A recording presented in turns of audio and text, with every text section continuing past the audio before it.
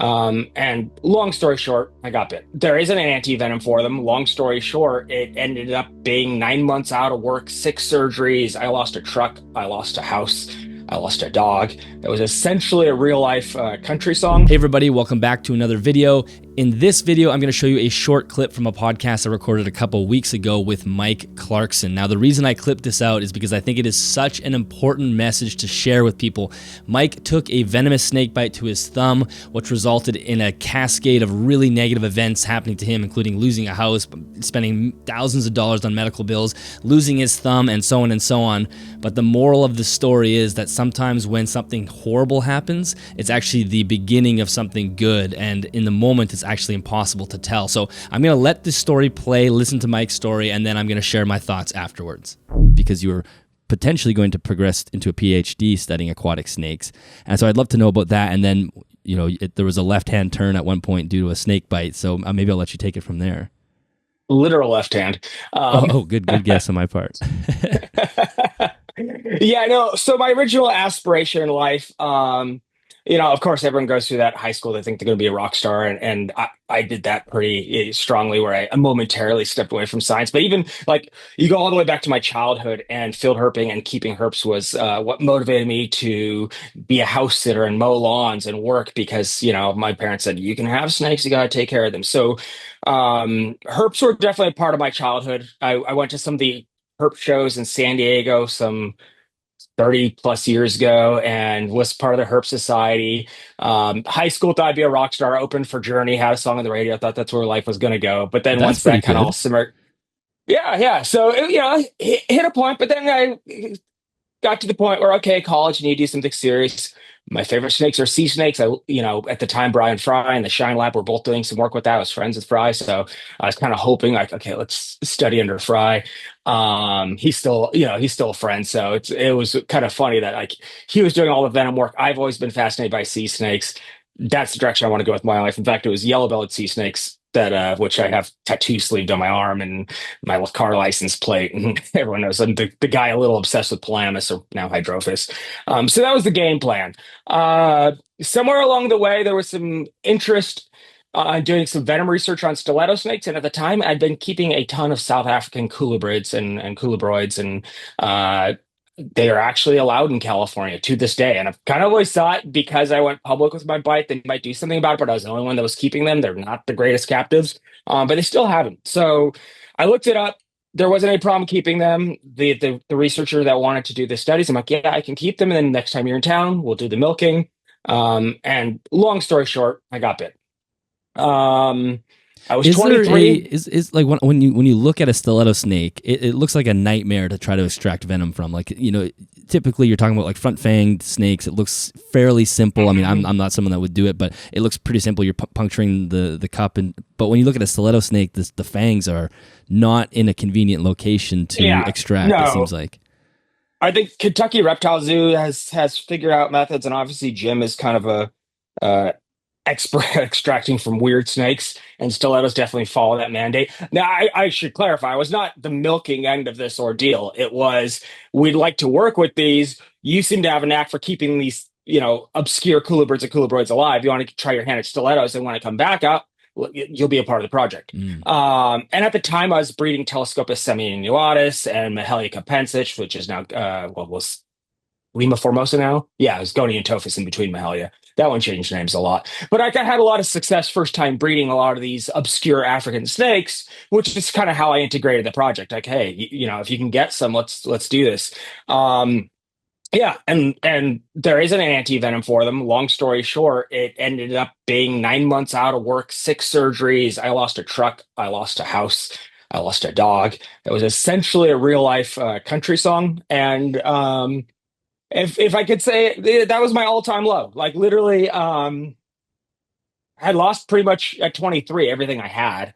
I'd bought a pet store, and right before the bite, actually, and quite fortunately, it turned out the books were cooked, so I had to unravel that and go back to a job I absolutely hated, which was spraying cockroaches in restaurants. But that was my 18 years old. My dad had worked for the company, so it's my first job out of high school. Um, had to go back to that, and it was humbling. And it was a crap year, to be perfectly honest. I wouldn't thread going back to it. But what ended up happening was, the story Carl Schmidt and the Boomslung actually. Schmidt did the Boomslung journal as he died from it and kind of just wrote it all out because what else are you going to do? Um, so I got bit by the stiletto snake, transferring it from containers, not trying to use my hands, but trying to use improper tools, user error. And I figured I'm gonna Schmidt myself, but the modern version. And at the time, the modern version was MySpace, which dates this story a little bit. But I half hour by half hour took photos and kind of described what was going on. I had blood pressure cuff and kind of self documented from home, going there. Well, let's see what happens. In hindsight, because the vasoconstrictor, I do have cardiovascular history. I probably should go in the hospital. But at the time, I hit up a few friends who had some bad advice. So like, you're either gonna die or not. So just like write it out. Um, so yeah, so I did that, and that was found by a TV producer. Now, to me at this time, TV was just some ivory tower that you didn't really get into unless you knew someone, which isn't entirely untrue, but it's not also as true as I thought it was. And but they hit me up and I'm like, yeah, I'm not interested. To me, the damage done to my reputation by like being on one of those shows where you're sobbing, like, oh, the animal attacked me, is not a good look for the animals. But they said we want to do a more scientific approach. We've got Sean Bush coming on, we're gonna be talking about the venom. And I'm still like, okay, that sounds better, guys. And the end product I thought was actually a pretty good take on, the animal bite programming sector because it did focus on more of the science. But I was like, no, no, no. And then they came back with $8,000. And when you're 23 and you're in medical debt, you say yes to $8,000. So Of I course. did that. I said yes, much to my wife's chagrin, and I think she was actually wiser there because the fallout was at the time I had helped found the North American Field Herping Association with Jeff Lem and a few others that was born from the Field Herp Forum. I realized we're all in the same area. Let's go hang out. So like I planned meetings, and then that eventually blossomed into a great organization. I actually resigned after my bite because so many people were giving me a hard time for doing the TV show, and I get it. But anyways, sorry. ADHD sidetracks. Well, you'll get used to that. I'm used to it. It's all Yeah, good. yeah, yeah. No, Um, all the listeners, half of them have ADHD, so they're tracking this. Reptile Perfect, people. because it's like chasing a centipede that's really confused. Um, Exactly. but so I did the TV show, and then on set, they were talking about different accounts, and I couldn't keep my mouth shut. 23-year-old. I know you always feel like at that age you know everything and you have to share it, which I started doing.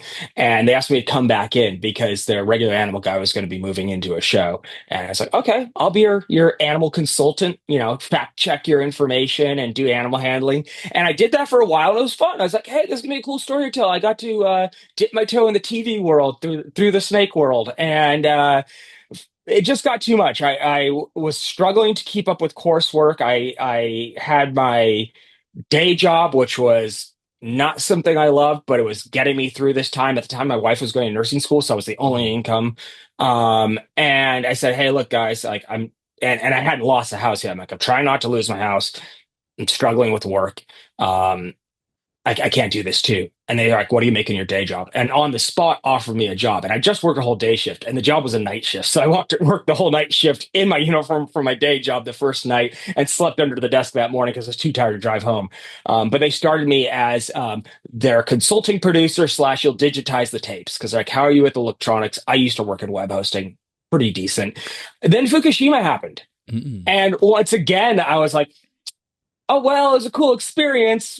But Fukushima happened and that destroyed all the tape stock. And as the tape digitizer, I no longer had a job because there's no longer tapes. Because they basically said, hey, we'll make you the consulting producer and the digitizer. And then digitizing went away. So I said, thanks. So Have a the good. tapes get damaged from radiation? Is that or what? Yeah, sorry. I might have skipped something. You want me to go back and try to clarify Yeah, that? yeah. I apologize. I will say I haven't had my coffee yet. So this is just running on wake up natural, which is rare for me. Actually. It's not coffee, it's water too. Sorry about this. I'll start. So essentially I told them I can't do this, my day job and the coursework. And they said, that's fine. We actually have a job. We need someone to digitize the tapes because back then everything was shot on tape. And I said, cool, no problem. I used to work web hosting. I'm a quick learner on computers. I'll do consulting producing and this night shift digitizing. And if you're paying me the same, why not? This will be a really fun story to share someday. So I got into digitizing. I quickly worked my way up to assistant editing and digitizing, but then Fukushima happened and the radiation destroyed so much of the tape stockpiles that a single HD cam tape went from like $100 to $1,000. So That all of is the reality crazy. I had no uh, idea that much radiation hit the West Coast. well, no, all the tape stock comes from Japan. Oh, I see what you're So saying. Okay, I was like, how did it do?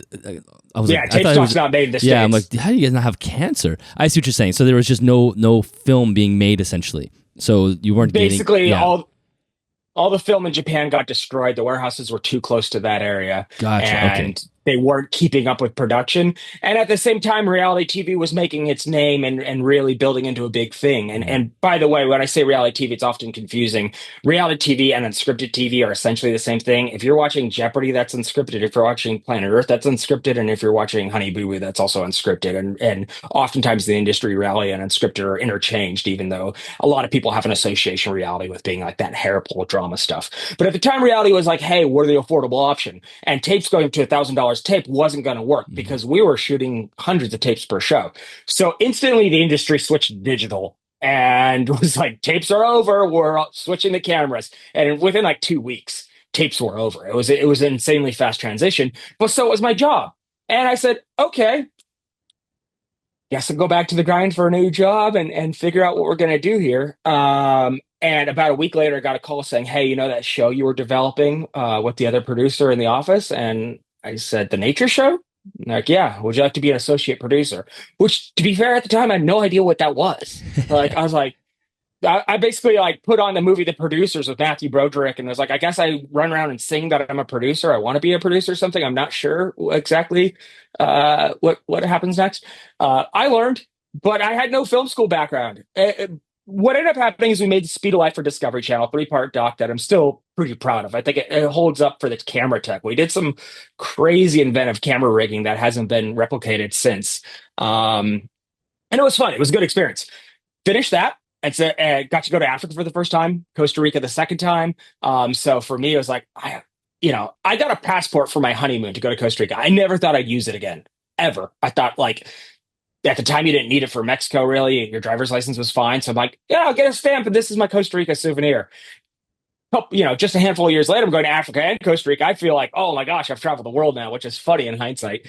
And so the job went away. I'm like, okay, whatever. A few weeks later, they said, hey, we got this show, Auction Hunters, with your friend Ton Jones. Do you want to associate produce that? And the rest is history from there. The first 5 or 6 years, I kept telling myself, I'm just doing this to pay off my debt so I can return to school. I'm paying off my debt so I can return to school.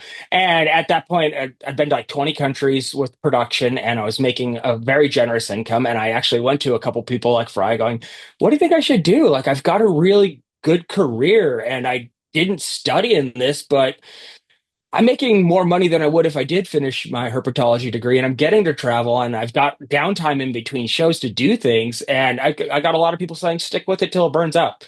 And so now, almost 18 years later, I'm still just sticking with it till it burns out. Um, Yeah. but it turned out it was a field I was good at, and I had no idea because it's a lot of creativity, creative writing, which I've always enjoyed. Obviously, I write for Responsible Herpetoculture now. I've written articles for others, co-authored a few books. Writing is something that I enjoy. I'm sitting in a library right now, so um, it's a lot of writing. It's a lot of creativity. And if you're ADHD like me, which like, I'm sure a lot of listeners and a lot of hurt people are, we rabbit hole, right? Mhm. Like we get obsessed about a certain kind of plant in a tank or a substrate, and we'll stay up till all hours until we know everything there is to know about it. Well, if you do that as a producer, you're just actually a good producer because now you're naturally inclined to research. Yeah. Yeah. So that's kind of the weird backstory. But I think the takeaway is that my lowest point in life, the point that you would think about a time machine I'd erase, losing a thumb, 6 surgeries, a heart attack, financial collapse. I had to get rid of most of my herp collection because at that point I didn't have the money to upkeep it. I went from 486 snakes down to like 20. It was definitely like the lowest low, but it's also given me the life and the opportunities I've had. So, if I have a message, I don't know if I do, but if I do, it'd be When stuff goes sideways and it feels like it can't get any worse, hang in there because you don't know where this is going to lead. Funny little anecdote in all of that is the person that caught the snake that bit me is one of my best friends, Devin Massang, who's now a also United States TV producer. If he hadn't caught that snake, the show he started on wouldn't have had its opportunity to be pitched because it was actually a mutual associate that pitched his show, brought him into TV, and now he lives in Ohio, is married, and a full-time TV producer. So both our lives entirely changed from a single incident snake bite that would have been something that most people are like, oh, I regret this year. I regret ever taking on this project. But in hindsight, I regret being careless enough that I got bit, but what it brought me is something that I never dreamed of. So I also am grateful, I guess, for the snake. Yeah, yeah. I think that's really well said. I mean, it's one of those weird things where it's impossible to tell if what's happened to you is good or bad in the moment, and you have to look at it in hindsight and sort of an expanded bird's eye view. And suddenly, this one thing, like who wants to lose their thumb and go through all this stuff, suddenly has completely changed the trajectory of your life, and you get to have this incredible career that never would have happened. It's a really good reminder for people that when things are, it could not be worse. It actually somehow, even though you can't imagine, could actually be the right thing happening to you. It's a very weird thing. And as far as some of the TV stuff, can you list some of the things that you've worked on that are animal related with either Nat Geo or Discovery or what are the networks you've worked on? I just think that is such an important story to share. Sometimes when something incredibly negative has happened to you, it's really just the beginning of something good. And I think Myke laid that out perfectly. That's why I really enjoyed listening to him tell the story. And that's why I wanted to make sure I clipped it out for you guys here as well. If you're interested in learning more about Myke's TV career as well as his aquatic snake keeping hobby, then make sure you stay right where you are because that is starting right now.